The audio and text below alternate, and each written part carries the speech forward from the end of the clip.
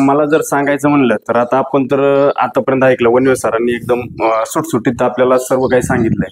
तर फक्त माझ्या तळमळ म्हणजे आता विशेष म्हणजे मी देवळालीचा आहे, सर पण देवळालीचे येतात. आता मला फक्त तुम्हाला एक उदाहरण देतो आता एक छोटस. आता गेल्या वर्षी मागच्या वर्षी आमच्याकडच्या 7 मुली होत्या चौथीला. आता वाबळे सर तिथं आणि तुम्ही कन्या शाळेला तर कड्याला जर गेली तर आमच्या 5 मुली तिथं येतात. म्हणजे देवळालीच्या कन्या शाळेतल्या 5 मुली कड्याच्या शाळेत गेल्यात 5वीला. आज तुमच्या परिचयाचे जे शिक्षक लोक असतील त्यांना फक्त विचारायचं की देवळालीच्या मुली काय करतात. आज एवढी मोठी कन्या शाळा आहे ना, ते देवळालीच्या 5 मुली टॉप मध्ये येतात. का तर आम्ही त्यांना शिकवलं तसं. त्यांना दुसरे तर शिक्षक शिकवायला आले नव्हते. जसं आमच्या शाळेचा ताप पण चांगला होता, त्याच्यात आम्ही 2 जण येतं. मी पण डीएड वाला आहे, माझ्यासोबत एक शरद खाडे म्हणून ते डीएड वाले येतात. त्या मुली एवढ्या टॉपला आहेत आज की तिथालच्या सरांचे फोन येतात आमच्या केंद्र प्रमुखाला, सर तुम्ही मुली अशा कसं काय घडवल्या. आणि उलटी आपल्याला एवढं मस्त आहे आपल्याकडं म्हणजे मुलांची संख्या कमी आहे, तर आपल्याला प्रत्येक लेकरांना त्या टाइम देता येतोय.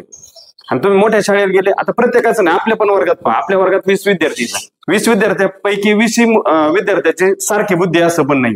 त्याच्यातले 10 टॉपला राहणार इथं, त्याच्यातले 3 अजून एकदम खालच्या स्तरावर राहणार इथं, त्याच्यातले अजून काही वरच्या स्तरावर राहणार. आणि जर तुम्ही जर वर्गात मोठ्या शाळेत गेले इंग्लिश मिडियमच्या, त्या 50 मुलं येतात, त्या 50 मुलांपैकी काय कोणत्या विद्यार्थ्याचा अभ्यासक्रम कधी चेक केला जातो. तिथं जास्त 4-6 विद्यार्थी एक टॉपला असतील, त्यांच्या पण आपण तेवढीच अपेक्षा करू शकतो. आणि त्या 4-6 जणांमध्ये माझा मुलगा लय हुशार आहे. म्हणजे ज्याची बुद्धी जशी तो तसा करणार. सगळ्याला आपण सारखं बनवू शकत नाही, पण आपण प्रयत्न तर करू शकतो त्यांना बनवायचं. आता मी गेल्या वर्षी दुसरीचा वर्ग घेतला. एक मुलगा हरिओम नावाचा, कधीच कुठल्या शिक्षकासोबत बोलला नाही, कधीच. दुसरीचा विद्यार्थी कधीच कुठल्या शिक्षकासोबत बोलला नाही. त्या हरिओमच्या आजोबा माझ्याकडे एक आठवड्याने चाले. ते म्हणले आमचा हरिओम बोलायला कसं काय लागलाय शाळेत. भले त्याला काही येऊन नाही तर नाही येऊ. मी प्रश्न विचारले तो वर बोट करायचा डाव्या हाताचा असं, सर मी सांगतो. मग त्याला येत नव्हतं, 100% येत नव्हतं, पण ते प्रयत्न करीत होता. आणि चालू वर्षी ते आता करायला लागलाय. म्हणजे का आपल्यापासून आपण सुरुवात केली, पण जसं सरांनी सांगितलं तशी आपल्याला एक ऍडव्हर्टाईजची गरज आहे. आपण ऍडव्हर्टाईज करत नाही. ऍडव्हर्टाईज जर केली तर हेच सत्य बाहेर येणार आहे. आणि आपल्यात काहीच कमी नाहीये, काहीच कमी नाही. आपण काहीच, जसं सरांनी सांगितलं, PhD वाला आणला त्याची मेंटॅलिटी वरची राहणार, हाय लेवलची. तो लहान मुलाला शिकू शकत नाही. आपल्याला त्या लहान मुलाचं मन पाहायचंय, त्याचा मूड पाहायचंय, आता काय त्याला काय शिकवायचंय. त्याला जरा इंग्लिश जर शिकवायची असेल आणि आपण त्याला गणित शिकत बसलो तर इकडे तिकडे टांगळ मंगळ करणार आहे. ते आपल्याला विद्यार्थ्याचं मन पाहायचंय, त्याचा मूड पाहायचा आहे, आणि त्या हिशोबाने आपल्याला शिकवायचंय त्याला. आणि नाही तरी आज शासन इतका खर्च करतंय, जसं इथं आपण ह्या वर्गात पाहतोय एवढं शैक्षणिक साहित्य प्रत्येक शाळेत एवढंच आहे. आणि आपण या शैक्षणिक साहित्यानुसार शिकवत जर राहिलो तर अजून भारी प्रगती होईल. आता आपल्या त्या शाळेत LCD दिलेली आहे. आता शैक्षणिक साहित्य आलं, त्यावेळेस त्या शैक्षणिक साहित्याच्या किटमध्ये एक पेन ड्राईव्ह आलेला आहे. त्या पेन ड्राईव्ह ते इतका सुटसुटीत आहे, म्हणजे अंगणवाडीत गोष्टी सांगितल्यासारखं. मी ते 15 दिवस तर मुलांना दुपारून ते शिकवत होतो. प्रत्येक वर्गाला आज पहिलीचा घेतला, उद्या दुसऱ्याचा घ्यायचा. ते लेकर आहेत ना, सगळे शिक्षक लोक सोडून द्यायचे. सर तुम्ही सोनवणे सरला विचारा, माझे नागरे सर. आणि नागरे सरांचा विषय तुमच्या मीटिंग मध्ये कधी पण निघलेला आहे. कारण मी असं आहे की जसं तुमचे हे सर काम करतात तसंच मी गावात काम करतोय कधी पण. आणि आता पण आहे ना, आता मी सरांना सांगितलं मी सकाळी लवकर येतो, फक्त मला येण्यासाठी उशीर झाला. आमचे शिक्षक लोक आज रजेवर होते. मी सगळे ऍडजस्ट करून, मला जो उशीर झाला का ऍडजस्ट करून मी आलो. आमचं नातं काय झालं, मी त्या मुलांना तेवढं शिकवतोय.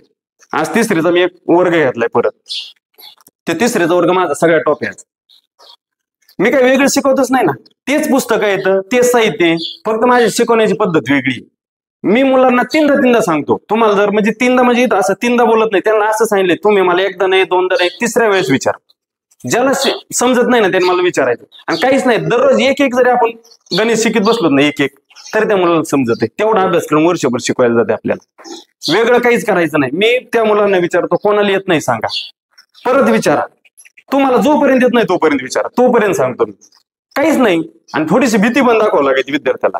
प्रेमाने तर बोलायचं, पण थोडी भीती पण दाखवावं लागायची. तर नाहीतर ते आता माझ्या शाळेत काय होतंय, वर्गात गेलं का आम्ही सगळे अभ्यास करतो, पण शाळा सुटली का अख्खे पोरं माझ्या अंगावर बसलेले असते. एवढी अडवण करते शाळा सुटली का. शिक्षक म्हणून ते मला सरच नाही, फक्त सर सर सर करतात आणि सगळे धिंगाणा घालते. पण वर्गात गेलं का सरच. म्हणजे इतकं आमचं विद्यार्थ्याचं माझं नातं आहे.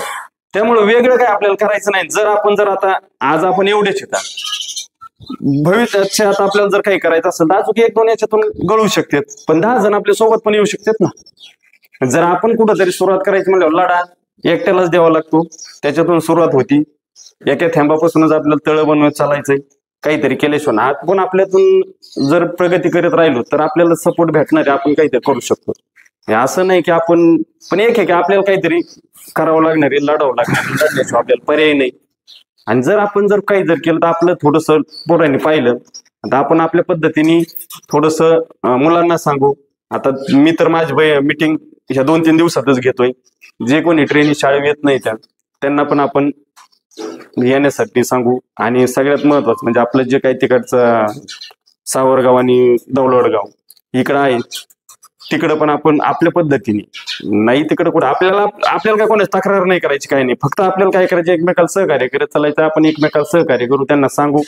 आणि जसं सरांनी सांगितले तसं आपण जे शिकवतोय ते तुम्ही. आता मी काय केलंय, मला सरांनी आजपर्यंत त्यांच्या ग्रुपला ऍड केलेलं नव्हतं, पण मी सरांनी सांगितलं सर मला त्या ग्रुपला ऍड करा. म्हणजे जे करून आता मग हे कसं सरांनी सांगितलं तुम्ही व्हिडिओ बनवा, ग्रुपला टाका.